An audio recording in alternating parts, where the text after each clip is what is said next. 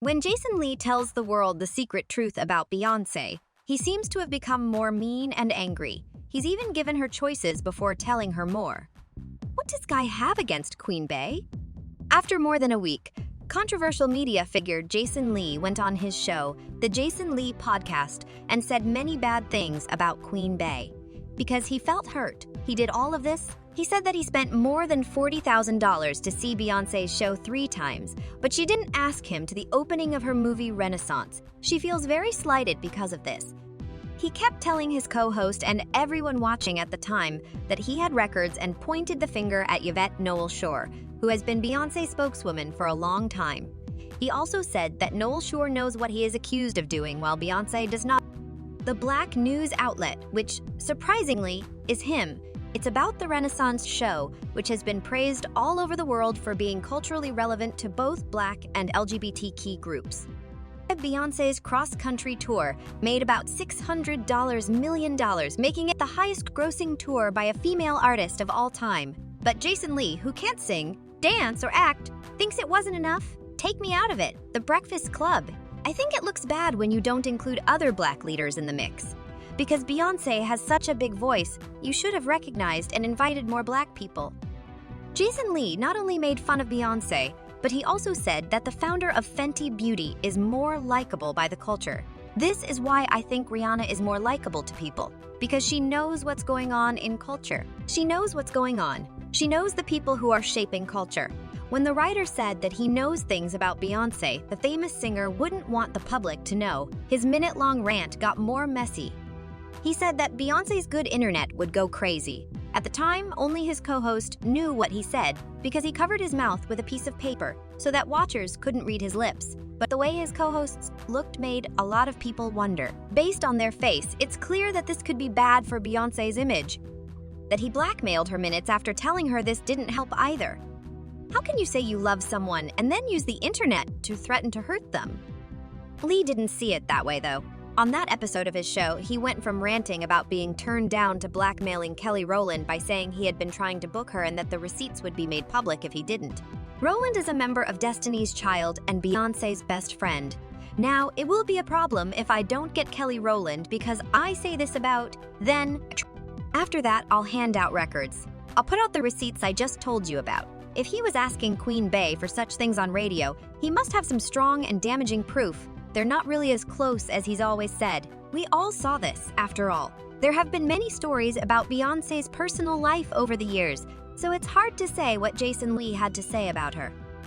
One story that has been going around, though, and that Jason Lee seems to be trying to disprove, is that Beyoncé's husband, Jay-Z, has drugged her. This nasty accusation has been going around for years, but it only recently gained steam after a former bodyguard for Beyoncé and Jay-Z put out some videos online that showed how bad the Carters are. Uncle Ron, The Guardian, made more crazy claims, like that Jay-Z and Beyoncé were planning behind the scenes to destroy Carrie Hilson's future as an R&B singer. Among other things, he said that the power couple's marriage is more like a business deal than a real marriage. But one that stuck out among many on the internet was that Beyoncé was hooked on drugs, which has been said over and over again. In case some people don't know, Beyoncé's father, Matthew Knowles, cheated on his wives a lot when she was young. Moore, a family friend of the Knowles, wrote in his autobiography that Matthew went to Tillman's garage to do cocaine or other drugs during practices for girls' time and would come back ranting and raving, yelling and carrying on. Moore said that Matthew would also go to important talks about Beyoncé's future business while high as a kite. The crazy-in-love singer has been against drugs for a long time. She even said that famous people who use drugs are just wanting attention, and that she would never be caught doing drugs. In 2009, she said, "I think some of these people do it because they maybe feel it's the only way to stay in the spotlight. That makes me sad," she said. "I'd rather not be known than have to do that. I don't do anything bad like drugs or drink a lot. I never trip and fall out of clubs. I had a better upbringing than that. I'm not that person." Anyway, flash forward a few years, and there were reports that she was lying, but not on purpose. Queen Bey has been making moves for a long time now with her husband in charge. It's hard to imagine anyone controlling Beyoncé as a whole, but one name keeps coming up, Jay-Z. People who used to be close to them, like Jaguar Wright, have also had this name. It was said that the pop star and her boyfriend met when she was 18 and began dating when she was 19.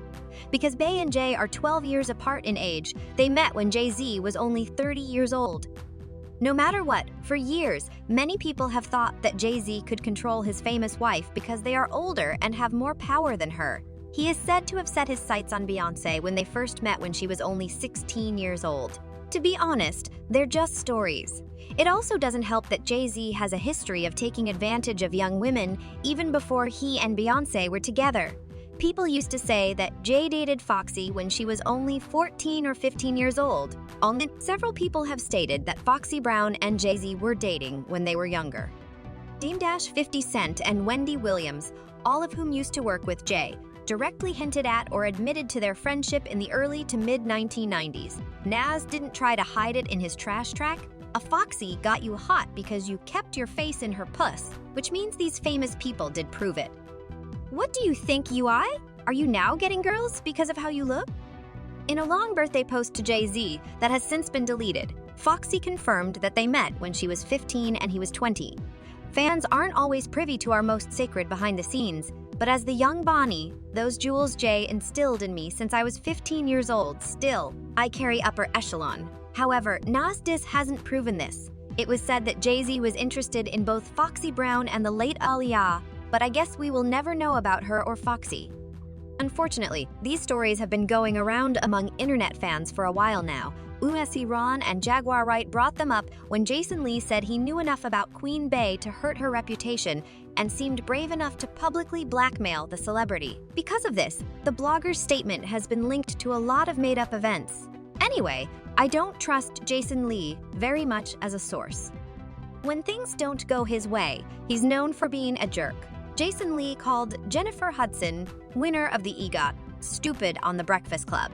Why? Because Jeannie Mai chose to talk about her life on the Jennifer Hudson show instead of Jeezy's show while they were getting divorced? In another insult, he said, "People who forgot, especially Jennifer Hudson. This is why these daytime talk shows are failing.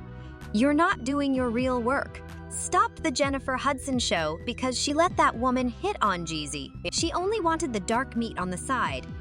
If this isn't jealousy, I don't know what else made him say bad things about Jennifer Hudson, who is a singer, actor, and director who has won awards. Besides the events involving Chud, he has a past of putting black women down. For example, on an episode of the Queen's Supreme Court in 2020 with TV personality T. Madison, he said that Tyra Banks' weight gain made her look like Lizzo. He was having weight problems at the time and needed to go through a weight loss surgery to lose 120 pounds, so what he said was very upsetting. A little dishonest, right? Actually, Judd hasn't replied yet, and it's not likely that Beyoncé will either, unless he has something very bad to say. No matter what, many people have been quick to call the writer out as the videos of his threats go viral on social media. Snacks asked on Twitter, "Isn't this the guy she chose not to talk to at the Rock Nation brunch?" He's now lost his invite to the next one, which is the closest he will ever get to her. Given also wrote on Twitter, if his receipts are fake, that's extortion, which is a second-degree felony. It could be either a state or federal crime, depending on what kind of information he is planning to leak. Because nobody, not even Beyoncé, believes him about anything. He just proved what many people have said about him by threatening them if they don't talk about him or appear on his show. Kelly isn't going to be on, and Jay-Z or Beyoncé can shut up. It's clear that the writer is in for a bad time if he doesn't have anything good to say, and he certainly made it happen.